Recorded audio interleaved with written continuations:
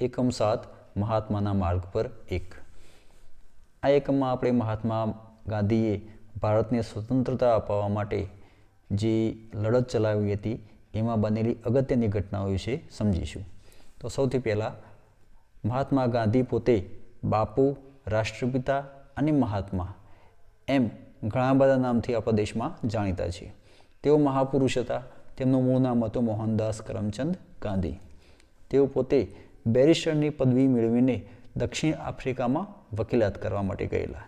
ત્યાં અમે જઈને જોયું કે ભાઈ ત્યાંના મૂળ વતનીઓ, દક્ષિણ આફ્રિકાના જે મૂળ વતનીઓ હતા એમને ગોરા લોકોએ પરાધીન બનાવીને તે દેશના માલિક બની બેઠેલા। ત્યાં ગોરાઓની સરખામણીમાં ભારતીયોને ખૂબ જ ઓછા હકો ભોગવવા મળતા, સાથે સાથે કેટલાક અન્યાયનો પણ સામનો કરવો પડતો। તો આ બાબતનો ગાંધીજીએ વિરોધ કર્યો અને ગાંધીજીએ ગોરા લોકો સામે પડકાર ફેંક્યો। ત્યાં એમણે અન્યાય સામે લડવાની જે અનોખી પદ્ધતિ શોધી કાઢી, એટલે કે સત્ય અને અહિંસા વડે લડવાની જે અનોખી પદ્ધતિ શોધી એને નામ આપવામાં આવ્યું સત્યાગ્રહ। તો અહીં આપણે જે મુદ્દા નીચે લીટી દોરી છે એમાંથી કેટલાક પ્રશ્નો આપણને મળે એ અગત્યના છે। તો સાથે આપણે એ પ્રશ્નોની પણ ચર્ચા કરી લઈશું। પ્રશ્ન 1, મોહનદાસ ગાંધી બીજા કયા કયા નામથી જાણીતા હતા, એટલે કે એમને કયા ઉપનામ મળેલા હતા? જવાબ બનશે બાપુ, રાષ્ટ્રપિતા, મહાત્મા। ગાંધીજીએ કઈ પદવી મેળવી હતી? જવાબ છે બેરિસ્ટર। ગાંધીજી વકીલાત કરવા માટે કયા દેશમાં ગયા હતા? જવાબ દક્ષિણ આફ્રિકા। દક્ષિણ આફ્રિકામાં ગાંધીજીએ કઈ અનોખી પદ્ધતિથી ગોરા લોકોનો વિરોધ કર્યો? જવાબ છે સત્યાગ્રહ। હવે આપણે આગળ જોઈએ તો ગાંધીજી ત્યાં ડર્બન કોર્ટમાં કોર્ટ જોવા ગયા। ગાંધીજીને ત્યાં ન્યાયાધીશે પાઘડી ઉતારવાનો હુકમ કર્યો, પણ ગાંધીજીએ કોર્ટ છોડી દીધી, પણ પાઘડી ઉતારી નહીં અને પોતે સ્વમાન જાળવી રાખ્યું। આ વર્તન ત્યાંના ઘણા બધા ભારતીયોને ગમી ગયું। હવે આપણે આગળ જોઈએ ગાંધીજી વિશે કેટલીક હકીકત। ગાંધીજીનું મૂળ નામ એટલે કે પૂરું નામ મોહનદાસ કરમચંદ ગાંધી હતું। જન્મદિન એમનો 2 ઓક્ટોબર 1869। જન્મસ્થળ પોરબંદર, જે અત્યારે કીર્તિ મંદિર તરીકે જાણીતું છે। એમની માતાનું નામ પુતળીબાઈ, પત્ની કસ્તુરબા, આધ્યાત્મિક ગુરુ શ્રીમદ રાજચંદ્ર, રાજકીય ગુરુ છે ગોપાલકૃષ્ણ ગોખલે। એમની આત્મકથાનું નામ સત્યના પ્રયોગો। ગાંધી નિર્વાણ દિન એટલે કે એમની મૃત્યુ તારીખ 30મી જાન્યુઆરી 1948। એમની સમાધિનું નામ છે રાજઘાટ, જે દિલ્હીમાં આવેલી છે। આગળ જોઈએ આપણે અહીં એક ફોટોગ્રાફ આવેલો છે જે નાતાલ કોંગ્રેસના સંસ્થાપકોનો છે 1895નો। ભારતીયોની સાથે ગાંધીજીએ રંગભેદનો વિરોધ કરવા નાતાલ કોંગ્રેસની સ્થાપના કરી હતી। તો આ ફોટામાં પાછળની હરોળમાં બરાબર વચ્ચે એટલે કે મધ્યમાં ટાઈ પહેરીને જે વ્યક્તિ ઊભા રહેલા છે તે છે આપણા પૂજ્ય બાપુ એટલે કે મહાત્મા ગાંધી।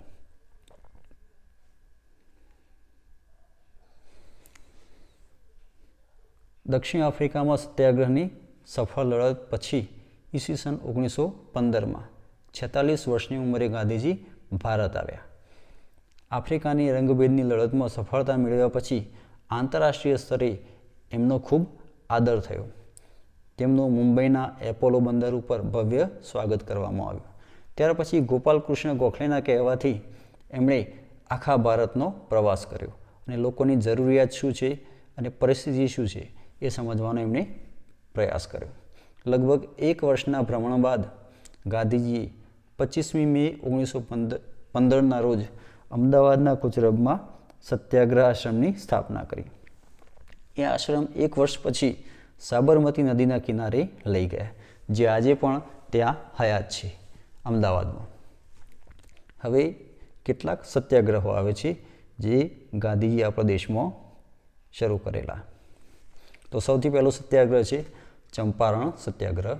વર્ષ છે ઈસવીસન 1917। હિમાલયની તળેટીમાં નેપાળની નજીક બિહારનો એક ચંપારણ નામનો પ્રદેશ છે, જે પોતે આંબાવાડિયા માટે પ્રખ્યાત છે. ચંપારણમાં યુરોપિયન જમીનદારો જમીનના 3/4 ભાગમાં ફરજિયાતપણે ગળીનું વાવેતર કરાવતા અને આ ઉત્પાદન જે મળે એ સસ્તી કિંમતે ખરીદી લેતા.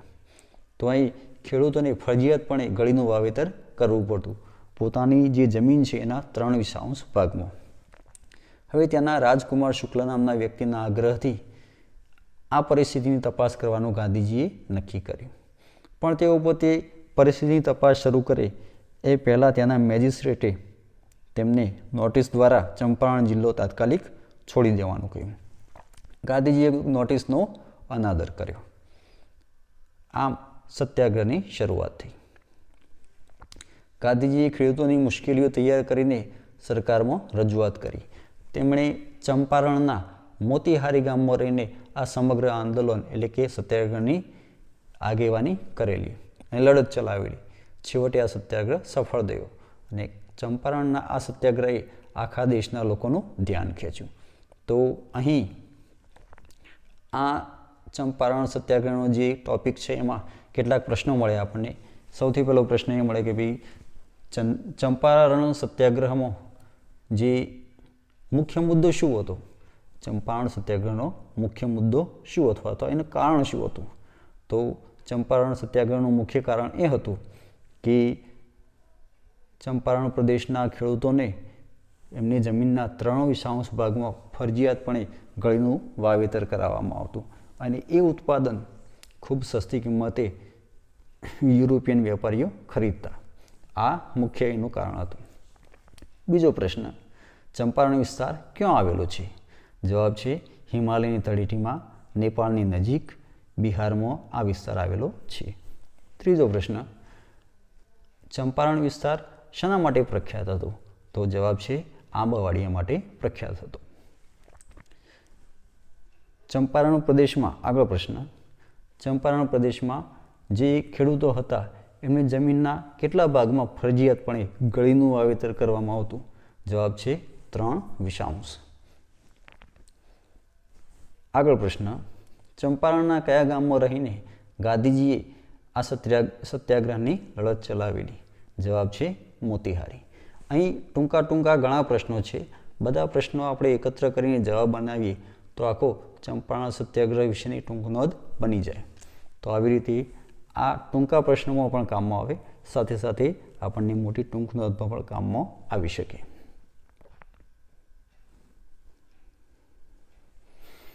બીજો સત્યાગ્રહ ખેડા સત્યાગ્રહ, ઈસવીસન 1917-18. તો ઈસવીસન 1917માં ખેડા જિલ્લામાં અતિવૃષ્ટિ થઈ. અહીં અતિવૃષ્ટિ એટલે વધુ પડતો વરસાદ પડવો, પુષ્કળ વરસાદ પડે જેના કારણે પાક નાશ પામ્યો.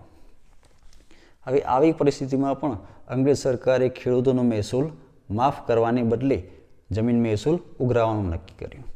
તો ગાંધીજીના નેતૃત્વ હેઠળ ખેડૂતોએ અંગ્રેજ સરકાર સામે સત્યાગ્રહ શરૂ કર્યો.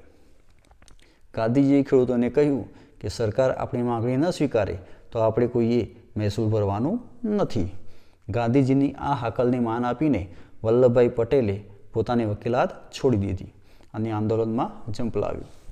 ગાંધીજીએ જે તે વખતના કમિશનરને પત્ર લખીને જણાવ્યું કે જો નબળી સ્થિતિવાળા ખેડૂતોનો મહેસૂલ માફ થશે તો સારી સ્થિતિવાળા ખેડૂતો મહેસૂલ ભરી દેશે. અને અંતે કલેક્ટરે આવો જ હુકમ ઈસવીસન 1918માં આપ્યો અને આંદોલન સફળ થયું.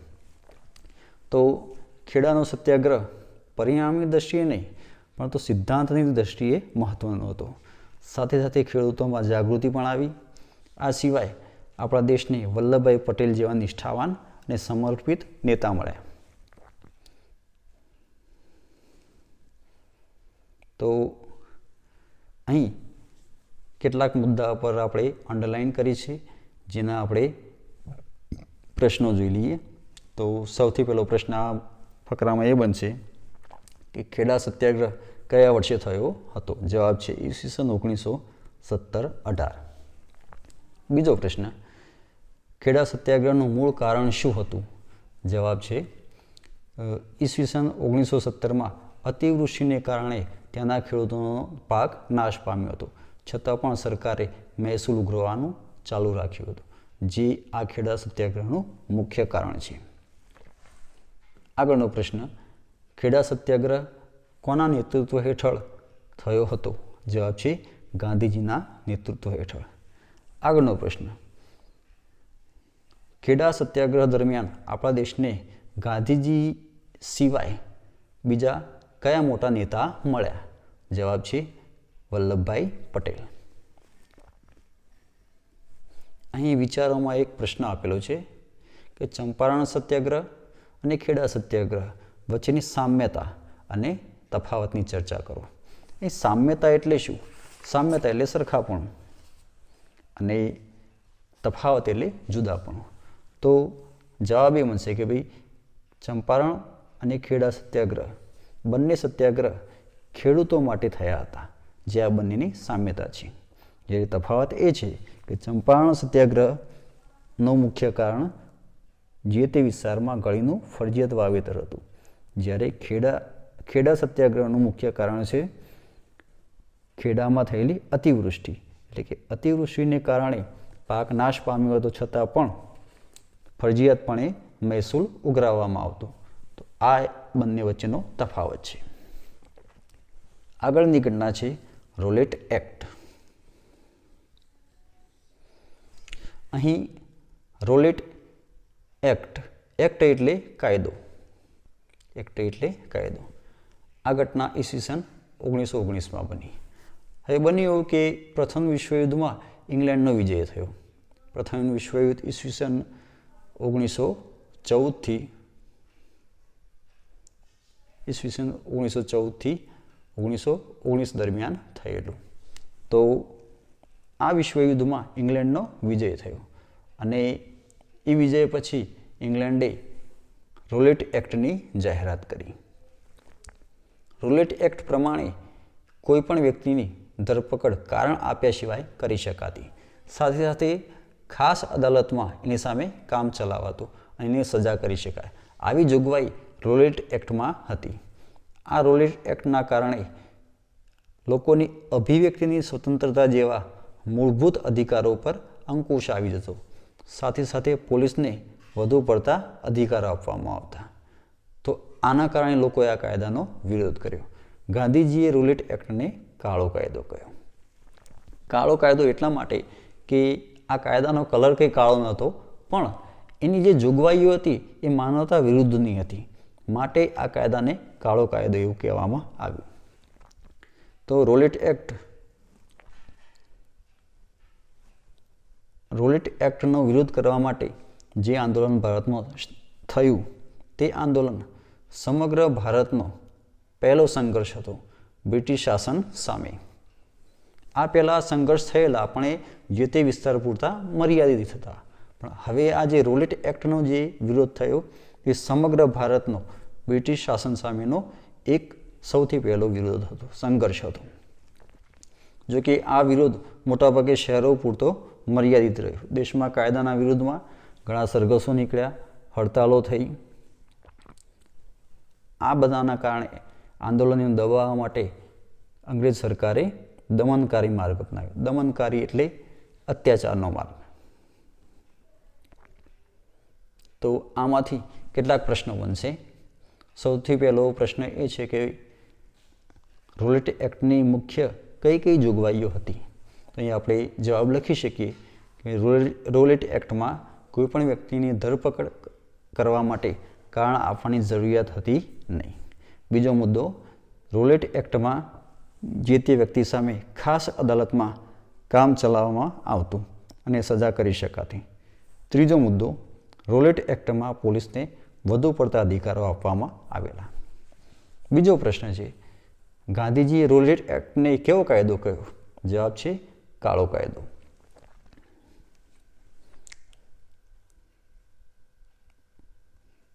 આગળ મુદ્દો જોઈએ, જલિયાવાલા બાગનો હત્યાકાંડ.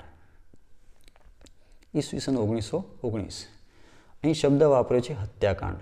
એટલે કોઈ એક વ્યક્તિની હત્યા નહીં, પણ ઘણા બધા વ્યક્તિઓની એકી સાથે હત્યા કરવામાં આવે તેને કહેવાય હત્યાકાંડ. તો આપણે ઉપર જોયું તેમ રોલેટ એક્ટના વિરોધમાં 30 માર્ચ અને 6 એપ્રિલ 1919ના રોજ પંજાબમાં લોકોએ હડતાલ પાડી. હવે પંજાબની અંદર એક અમૃતસર નામનું શહેર આવેલું છે. એ શહેરની પરિસ્થિતિ અંકુશ બહાર ગઈ, એટલે કે નિયંત્રણ બહાર ગઈ. તેથી એ શહેર લશ્કરને હવાલે કરવામાં આવ્યું, જે તે વખતના અંગ્રેજ લશ્કરને હવાલે કરવામાં આવ્યું. 13મી એપ્રિલના રોજ વૈશાખીના દિવસે જલિયાવાલા બાગમાં શહીદોને અંજલિ આપવા અને પોતાના જે નેતાઓ હતા ડૉક્ટર સત્યપાલ અને ડૉક્ટર કિચલુ એમની ધરપકડનો વિરોધ કરવા એક સભાનું આયોજન થયેલું. એ સભામાં અંદાજે 10,000 લોકો એકઠા થયેલા. સભામાં લોકો શાંત અને નિશસ્ત્ર બેઠા હતા. પણ આવા લોકો પર અંગ્રેજ જનરલ ડાયરે કોઈપણ પ્રકારની ચેતવણી આપ્યા સિવાય ગોળીબારનો હુકમ આપ્યો. આ જગ્યામાં એટલે કે જલિયાવાલા બાગમાં જવા આવવા માટે ફક્ત એક જ સોકડું દ્વાર હતું. એની ફરતે ઊંચી દિવાલો હતી. તો આવા એક જ દ્વાર અને ઊંચી દિવાલોવાળા જલિયાવાલા બાગમાં સૈનિકોએ ગોળીબાર શરૂ કર્યો. ગોળીબાર એટલો બધો કર્યો કે છેલ્લે દારૂગોળો ખલાસ થઈ ગયો.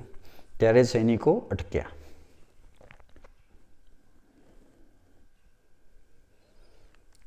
આ ઘટનાના કારણે સરકારી આંકડા પ્રમાણે 379 લોકો મૃત્યુ પામ્યા અને 1,200 લોકો એટલે કે 1200 લોકો ઘાયલ થયા.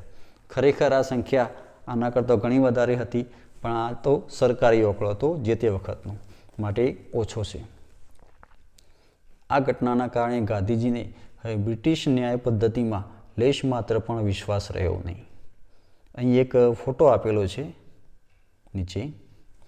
જલિયાવાલા બાગમાં દિવાલો ઉપર જે ગોળીઓના નિશાન પડી ગયા છે એ દર્શાવતા કેટલાક લોકો અહીં ઊભા છે. તો આના ઉપરથી આપણે સમજી શકીએ છીએ કે કેટલા ઘાતકી હૃદયથી લોકો ઉપર અત્યાચાર કરવામાં આવ્યો છે.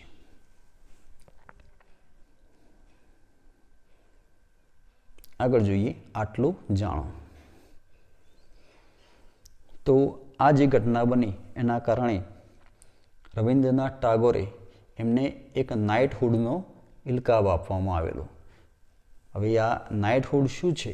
તો બ્રિટિશ રાજા કે રાણી દ્વારા કોઈ પણ વ્યક્તિને એની અસાધારણ વ્યક્તિગત સફળતા કે લોકસેવા માટે આ એવોર્ડ આપવામાં આવે છે. તો આવો જે એવોર્ડ આપવામાં આવ્યો હતો એ એવોર્ડ રવિન્દ્રનાથ ટાગોરે ઇંગ્લેન્ડના રાજા અને રાણીને પરત કર્યો. એટલે કે આ ઘટનાનો વિરોધ કરવા માટે રવિન્દ્રનાથ ટાગોરે પોતાનો એવોર્ડ પાછો આપ્યો, ખિતાબ પરત આપ્યો.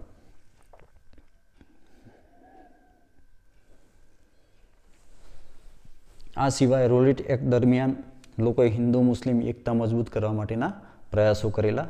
ગાંધીજી ઈચ્છતા હતા કે હિન્દુ અને મુસલમાન કોઈ પણ ન્યાયપૂર્ણ ઉદ્દેશ માટે એકબીજાને સમર્થન આપે. હવે આપણે જોઈએ કેટલાક પ્રશ્નો જે આ મુદ્દાને લગતા છે. તો જલિયાવાલા બાગનો હત્યાકાંડ કયા વર્ષમાં થયો? જવાબ છે ઈસવીસન 1919. આગળ પ્રશ્ન, જલિયાવાલા બાગનો હત્યાકાંડ કઈ તારીખે થયો? તો 13મી એપ્રિલ 1919ના રોજ. આગળ પ્રશ્ન, જલિયાવાલા બાગના હત્યાકાંડનું સ્થળ એટલે કે જલિયાવાલા બાગનો હત્યાકાંડ કયા સ્થળે થયો હતો? તો જવાબ છે પંજાબ રાજ્યના અમૃતસર શહેરમાં. આગળ, જલિયાવાલા બાગના હત્યાકાંડનો આદેશ કયા અંગ્રેજ જનરલે આપ્યો હતો? જવાબ છે જનરલ ડાયરે. આગળ પ્રશ્ન, જલિયાવાલા બાગના હત્યાકાંડમાં કેટલા લોકો મૃત્યુ પામ્યા અને કેટલા લોકો ઘાયલ થયા? જવાબ છે 379 લોકો મૃત્યુ પામ્યા અને 1,200 લોકો ઘાયલ થયા. આગળનો પ્રશ્ન, જલિયાવાલા બાગના હત્યાકાંડનો વિરોધ કરવા માટે રવિન્દ્રનાથ ટાગોરે કયો ખિતાબ પરત કર્યો હતો? જવાબ નાઇટહુડનો ખિતાબ.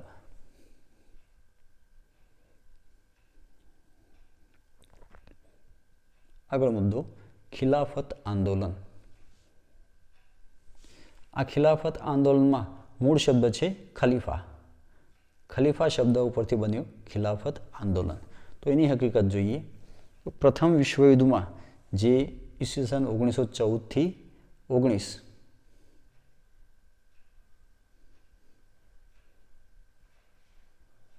ઈસવીસન 1914થી 1919 દરમિયાન આ થયેલું પ્રથમ વિશ્વયુદ્ધ. તો આ વિશ્વયુદ્ધમાં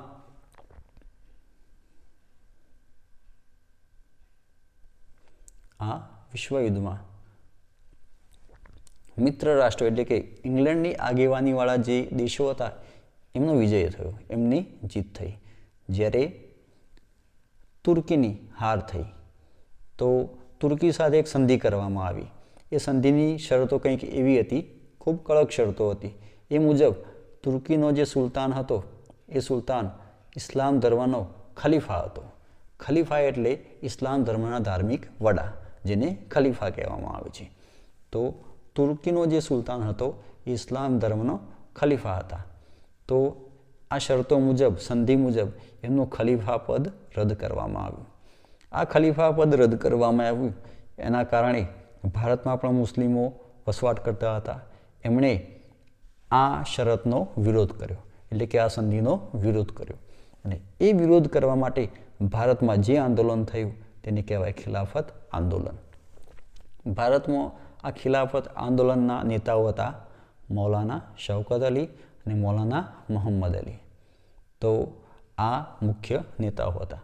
ગાંધીજીએ એમને સમર્થન આપતા કોંગ્રેસને આગ્રહ કર્યો કે પંજાબમાં થયેલા અત્યાચારો અને ખિલાફત આંદોલન બાબતે વિરોધ કરવા માટે મળીને અભિયાન ચલાવવું અને સ્વરાજની માંગ કરવી. તો આ ફકરામાંથી પણ કેટલાક પ્રશ્નો આપણને મળે. સૌથી પહેલો પ્રશ્ન એ મળે કે ખલીફા એટલે શું? તો જવાબ બને ખલીફા એટલે ઇસ્લામ ધર્મના ધાર્મિક વડા. બીજો પ્રશ્ન છે કે ભારતમાં ખિલાફત આંદોલન શા માટે શરૂ કરવામાં આવ્યું હતું? જવાબ છે મિત્ર રાષ્ટ્રોના વિજયના કારણે તુર્કી સાથે જે સંધિ થઈ એમાં તુર્કીના સુલતાનનું ખલીફા પદ રદ કરવામાં આવ્યું, જેના કારણે ભારતમાં ખિલાફત આંદોલન શરૂ થયું. હવે આગળનો મુદ્દો જોઈએ આપણે, અસહકારનું આંદોલન. અહીં શબ્દ છે અસહકાર. અસહકાર એટલે શું? તો સહકાર ન આપવું એને કહેવાય અસહકાર. તો કોને સહકાર નથી આપવાનો? ભારતના લોકોએ અંગ્રેજ સરકારને ભારતમાં શાસન ચલાવવા માટે સહકાર નથી આપવાનો, એને કહેવાય અસહકાર. તો આંદોલન થયું ઈસવીસન 1920થી ઈસવીસન 1922 સુધી. ગાંધીજીએ પોતાના પુસ્તક હિન્દ સ્વરાજમાં એવું કહ્યું કે ભારતમાં બ્રિટિશ શાસન ભારતીયોના સહયોગથી જ સ્થપાયું છે. જો આ શાસન સહયોગ ના મળે તો એ ચાલી શકે નહીં.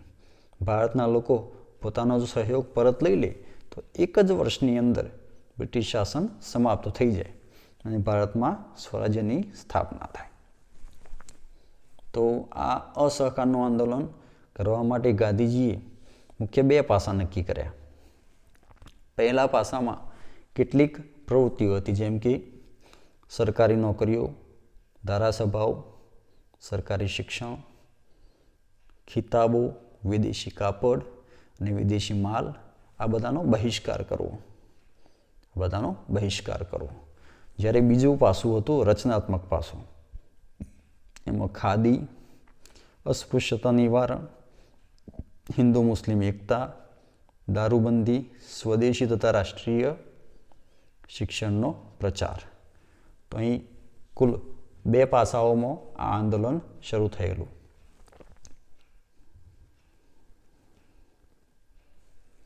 તો અસહકારના આંદોલનની શરૂઆત મહાત્મા ગાંધીએ કેસરે હિન્દની ઉપાધિ ત્યાગીને કરી.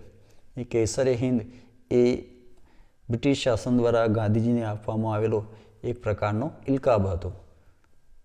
તો એ ઇલકાબ પરત કરીને આ અસહકારના આંદોલનની શરૂઆત કરવામાં આવી. આ આંદોલનને વિદ્યાર્થીઓએ ખૂબ ટેકો આપ્યો અને વિદ્યાર્થીઓએ શાળા અને કોલેજ છોડી દીધી. સાથે સાથે મોતીલાલ નહેરુ, શ્રી રાજગોપાલાચારી અને અસફ અલી જેવા ઘણા વકીલોએ વકીલાતનો ત્યાગ કર્યો. ચૂંટાયેલા સભ્યોએ ધારાસભાઓને સ્થાનિક સ્વરાજ્યની સંસ્થાઓમાંથી રાજીનામા આપ્યા. કેટલાક સરકારી કર્મચારીઓએ નોકરીનો પણ ત્યાગ કર્યો. લોકોએ ઠેર ઠેર વિદેશી કાપડની હોડીઓ કરી. ઘેર ઘેર રેડિયો ગુંજતો થયો. સ્વદેશીનો પ્રચાર થયો. સાથે સાથે કેટલીક વિદ્યાપીઠો જેવી કે કાશી વિદ્યાપીઠ, બિહાર વિદ્યાપીઠ, જામિયા મિલિયા ઇસ્લામિયા વિદ્યાપીઠ અને ગુજરાત વિદ્યાપીઠ જેવી રાષ્ટ્રીય સંસ્થાઓની સ્થાપના થઈ. તો આવી રીતે અસહકારના આંદોલનમાં આવી પ્રવૃત્તિઓ ચાલતી હતી. આ દરમિયાન એક હિંસક ઘટના બની. તો કઈ ઘટના? તો ઈસવીસન 1922માં ખેડૂતોના એક ટોળાએ ગોરખપુર જિલ્લાના ચૌરી ચોરા ગામમાં જે પોલીસ સ્ટેશન હતું એ પોલીસ સ્ટેશન ઉપર હુમલો કરી અને આગ લગાડી, જેમાં કુલ 22 પોલીસો જીવતા સળગી ગયા. 22 પોલીસો જીવતા સળગી ગયા. આ થઈ એક હિંસક ઘટના અને એના કારણે ગાંધીજીએ આ આંદોલન અચાનક જ પાછું ખેંચી લીધું. ખેડૂતો બેકાબૂ થયા ન હતા, આમ છતાં પણ પોલીસે શાંતિપૂર્ણ સરઘસ ઉપર ગોળીઓ ચલાવી હતી. એના જવાબ રૂપે ખેડૂતોએ આ પોલીસ સ્ટેશનને સળગાવ્યું હતું. અહીંયાનો ફોટોગ્રાફ આપેલો છે.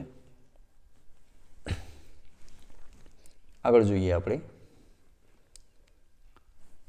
તો અસહકારનું આંદોલન આમ અચાનક જ ગાંધીજીએ બંધ કરી નાખ્યું.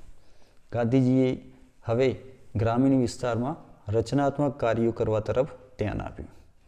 તો એ દરમિયાન ભારતમાં ભારતીય કમ્યુનિસ્ટ પાર્ટી અને રાષ્ટ્રીય સ્વયંસેવક સંઘ એટલે કે RSSની સ્થાપના થઈ.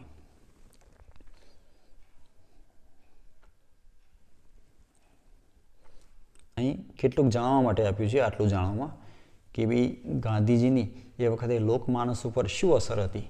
અહીં લખ્યું છે પહેલા મુદ્દામાં કે આસામમાં ગાંધી મહારાજ કી જય એના નારા સાથે ચાના બગીચાના મજૂરોએ પોતાનું વેતન વધારવા માટે માંગ શરૂ કરી. એ બીજો મુદ્દો છે, ઘણા બધા અસમિયા વૈષ્ણવ ગીતોમાં કૃષ્ણની જગ્યાએ ગાંધીરાજનું યશગાન થવા લાગ્યું. અને ત્રીજા મુદ્દામાં છે ભારતના દેશી રાજ્યના રજવાડાઓ પણ ગાંધીજીથી પ્રભાવિત હતા. ખાસ કરીને ગોંડલના રાજા સર ભગવતસિંહજી એમણે પોતાના રાજ્યમાં કન્યા કેળવણીને ઉત્તેજન આપ્યું અને પ્રાથમિક શિક્ષણ ફરજિયાત કર્યું. સાથે સાથે ગુજરાતી ભાષાનો એક મોટો શબ્દકોશ ભગવદ ગોમંડલ એની તેમને રચના પણ કરાવી. તો આ કંઈક પાઠ સિવાયની અલગની વધારાની માહિતી છે, આપણને ઉપયોગી થાય. તો હવે આપણે આમાંથી કેટલાક પ્રશ્નો જોઈ લઈએ. તો અસહકારનું આંદોલન કયા વર્ષે થયું? જવાબ છે ઈસવીસન 1920થી 22 દરમિયાન. બીજો પ્રશ્ન, ગાંધીજીએ ઈસવીસન 1909માં કયું પુસ્તક લખ્યું હતું? જવાબ છે હિન્દ સ્વરાજ્ય.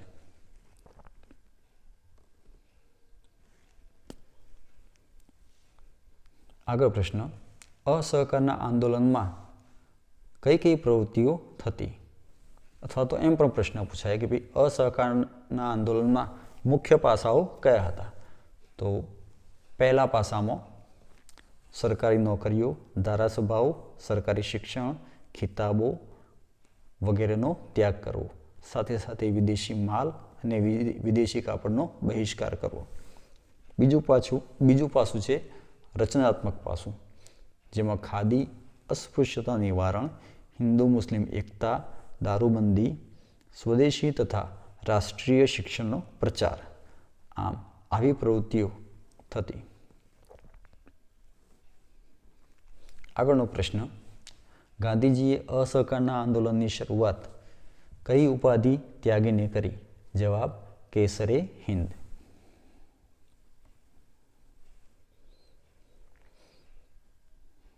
આગળ असहकारना आंदोलन दरमियान भारत में कई कई शिक्षण संस्थाओं की शुरुआत थी? जवाब है काशी विद्यापीठ, बिहार विद्यापीठ, जामिया मिलिया इस्लामिया विद्यापीठ, गुजरात विद्यापीठ जेवी राष्ट्रीय संस्थाओं की स्थापना थी। आगळनो प्रश्न, महात्मा गांधीए असहकारનું आंदोलन अचानक शा माटे बंद करवू पड्યું? अथवा तो आ प्रश्न बीजी रीते पूछाई शके कि असहकारનું आंदोलन अचानक ज बंद करी देवानुं कारण जणावो। तो आपणे जवाब लखी शकीए कि 1922 में खेडूतोना एक टोळाए गोरखपुर जिल्लाना चौरी चोरा नामना गाममां आवेला पोलीस स्टेशन पर हुमलो करीने आग लगाड़ी, जेमां 22 पोलीसो जीवता सळगी गया। आ घटनाने कारणे गांधीजीए आ आंदोलन अचानक ज बंद कर्युं।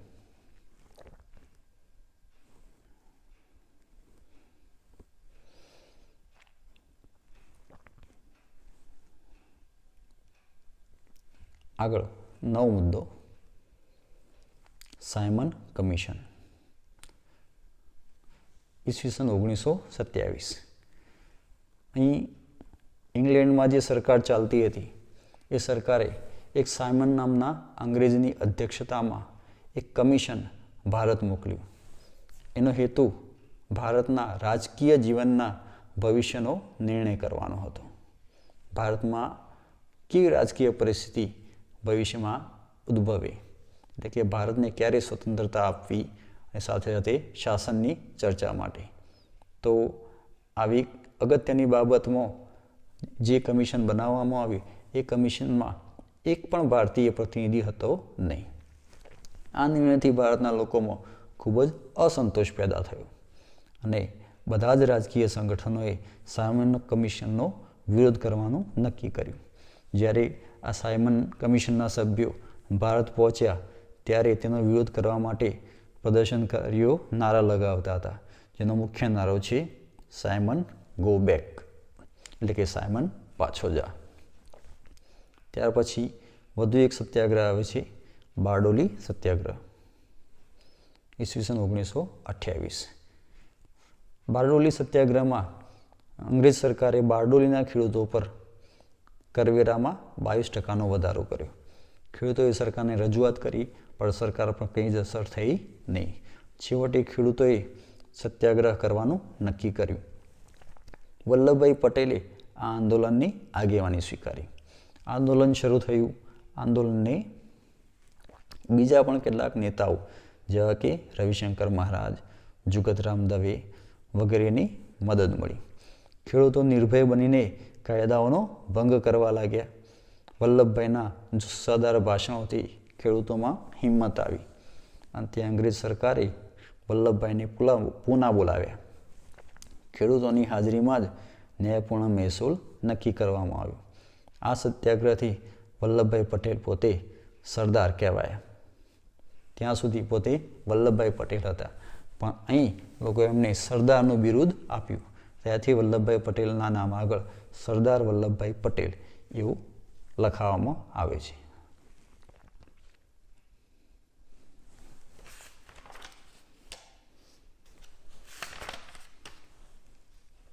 हवे अहीं કેટલાક પ્રશ્નો જોઈ લઈએ આ ફકરામાંથી। સૌથી પહેલો પ્રશ્ન, બારડોલી સત્યાગ્રહ કયા વર્ષે થયો હતો? જવાબ છે ઈસવીસન 1928। બીજો પ્રશ્ન, બારડોલી સત્યાગ્રહનો મુખ્ય મુદ્દો અથવા મુખ્ય કારણ શું હતું? જવાબ છે બારડોલીના ખેડૂતો પર કરવેરામાં 22% વધારો કરવામાં આવ્યો, જે બારડોલી સત્યાગ્રહનું મુખ્ય કારણ છે। આગળ, बारडोली सत्याग्रहनी आगेवानी कोणे लीधी हती? जवाब, बारडोली सत्याग्रहनी आगेवानी वल्लभभाईए लीधी हती। आगळ, वल्लभभाई पटेलने बारडोली सत्याग्रहना कारणे कयुं बिरुद मळ्युं? जवाब, सरदार, सरदारनुं बिरुद मळ्युं। आगळ जोईए, आटलुं जाणो। तो अहीं सत्याग्रह शब्द अपनी पास वारंवार आवे छे। तो सत्याग्रह एटले शुं? तो सत्य माटेनो आग्रह एटले सत्याग्रह। ब्रिटिश सत्ता ने आवो अनुभव ક્યારે થયો ન હતો. એના કારણે સત્યાગ્રહ શબ્દની એટલી બધી શક્તિ હતી કે આવા સત્યાગ્રહોથી સમગ્ર વિશ્વને એક નવી જ લડતની પદ્ધતિ મળી. માટે આ શબ્દને એવો ને એવો જ અંગ્રેજી ભાષામાં પણ સમાવી લેવામાં આવ્યો. અંગ્રેજી ભાષીને પણ આ શબ્દ સમજાવવો પડતો નથી. સત્યાગ્રહ એ સત્તાના દુરુપયોગની સામે એક નૈતિક આંદોલન કહેવાય, જે વિદેશોમાં માર્ટિન લ્યુથર કિંગ અને નેલ્સન મંડેલાએ પણ શરૂ કરેલું. આમ આવી રીતે સત્યાગ્રહ શબ્દ આંતરરાષ્ટ્રીય શબ્દ બની ગયો. આગળ નહેરુ અહેવાલ ઈસવીસન 1928. બધા જ ભારતના રાજકીય પક્ષોના પ્રતિનિધિઓની એક સર્વપક્ષીય પરિષદ મળી ઈસવીસન 1928 દિલ્હી ખાતે. એણે ભારતનું બંધારણ ઘડવા માટે મોતીલાલ નહેરુના અધ્યક્ષ સ્થાને એક સમિતિ બનાવી. તેમણે બધા પક્ષોને અનુકૂળ એવો બંધારણીય મુસદ્દો તૈયાર કર્યો, જે નહેરુ અહેવાલ કહેવાય છે. પરંતુ મુસ્લિમ લીગનો વિરોધ થયો.